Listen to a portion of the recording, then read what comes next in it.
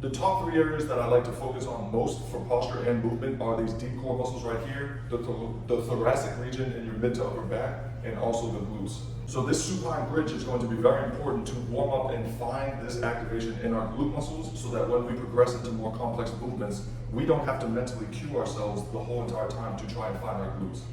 If that area of our body is working properly and it's integrated into our entire system, other muscles like our quads and those knee dominant muscles don't have to work as hard, which puts a lot of pressure off of those joints. So to set up here, we're going to lie flat on our backs, put our calves up on the bench, and we are going to use our glutes and our upper hamstrings to slightly tuck the pelvis off the floor. And we are not trying to hyperextend to the extended range of motion. We are just trying to slowly access this range of motion while getting the right muscle activation. So by barely pressing our calves into the bench, we should be able to tuck our pelvis off the floor and feel that connection in our deep core muscles.